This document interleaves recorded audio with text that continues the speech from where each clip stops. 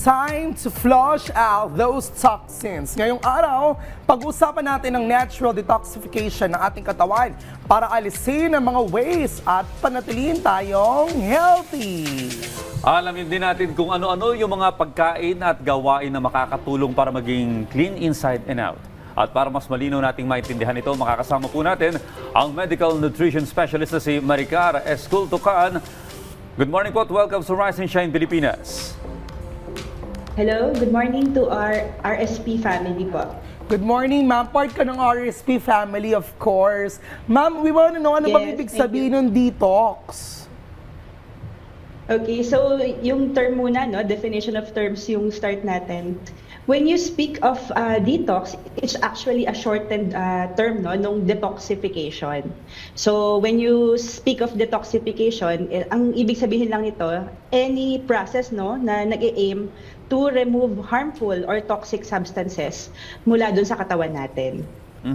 Well, ano po yung mga recommended na pagkain o inumin na makakatulong po sa natural detox ng katawan? Okay, so ito yung isa sa sa mga dinidiscuss namin commonly sa mga pasyente natin kasi minsan nagkakaroon ng misinterpretation yung term na detox.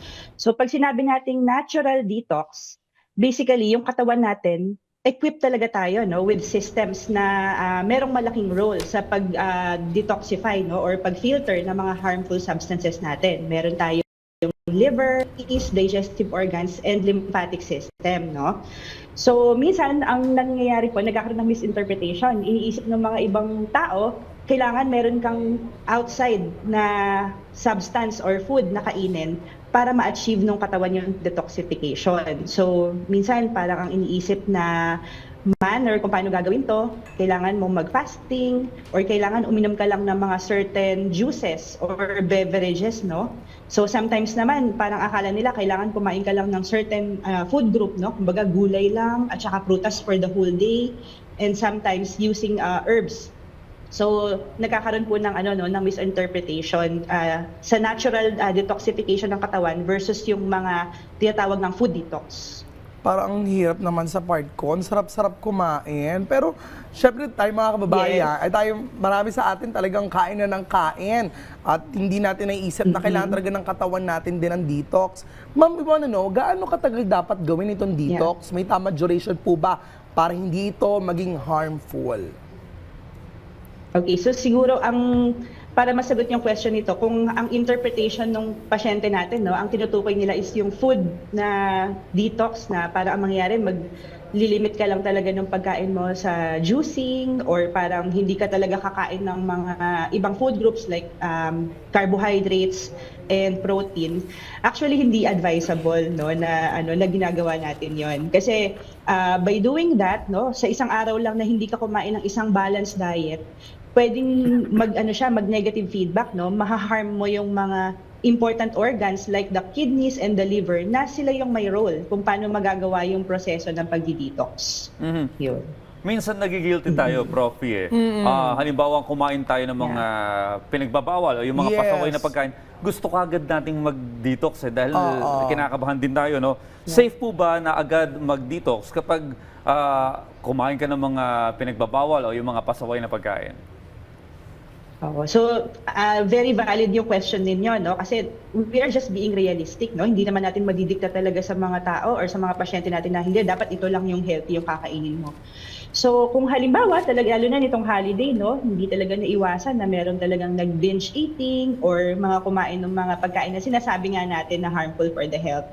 So, the fastest that you can revert back, no, to a healthy diet that is comprised of your whole foods. So, ibig sabihin, hindi processed food. Yun yung advisable, no? Kung makakabalik ka kagad talaga dun sa healthy recommended diet, yun yung ideal. Okay. Ma'am, pwede po bang mag-detox kahit may existing health condition tulad ng diabetes, hypertension? May mga paalala po pa rito? Go ahead, ma'am. Okay, very good question po kasi yan talaga yung isa sa major precaution natin sa mga pasyente, no? Pag may mga naka-counseling tayong pasyente sa clinic na sinasabi nila na meron na talaga silang pre-existing conditions, lalo na yung mga may kinalaman sa cardiometabolic health tulad ng hypertension and diabetes, medyo mas maingat tayo. Kasi minsan yung mga ibang practices, no, na ginagawa ka nga ng pagdi-detox tulad nung nagde-depend lang sa fruits and vegetable can even cause harm, no, dun sa natin, sa mga pasyenteng meron ng mga pre-existing medical condition. Well, ma'am, marami pong detox programs online. Yung mga juicing, yung mga tea, at kung ano-ano pa. Yes. Ano po yung mga dapat iwasan at ano naman po yung medically safe na makakatulong nga sa ating katawan? Opo. So, doon sa mga nabanggit nga natin, yung pinaka-common talaga din sa experience natin, yung nagjo-juicing. Ang ginagawa siguro for 24 hours or more, wala talagang ibang ini-intake yung pasyente, no, kundi yung mga juice na kinuha sa fruits. So alam naman natin na healthy ang fruits and vegetables, pero yung katawan natin meron ding pangangailangan sa tamang balanse. So ano ba yung mga pwedeng maging risk nito, no, na talagang nakita rin naman natin in actual doon sa mga pasyenteng unfortunately parang nag-fall doon sa doon sa gantong trap. So pwede kang magkaroon ng electrolyte derangement. Okay? So pwede kang magkaroon ng dehydration. Pwede ring magkaroon po ng ng malnutrition. Kumbaga simple malnutrition dahil nga deprived ka dun sa mga ibang nutrients na kailangan ng katawan.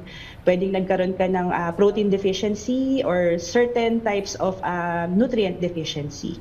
Isa ako sa ganyan, Prof. Bumibili ako ng mga nakikita ko sa groceries ng mga, kunwari, 100% apple juice. Binibili ko yan at palagay ko, nakaka-detox to. Totoo po ba yun, ma'am?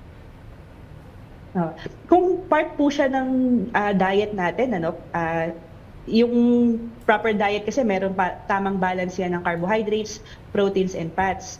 So, healthy sources din naman sila, no? Lalo na kung galing talaga sa mga natural sources yung vitamins and minerals natin. Pero ang laging precaution lang namin, ang iiwasan is mag-rely solely, no, sa isang single food item. Puro juice lang for the whole day or more than 24 hours.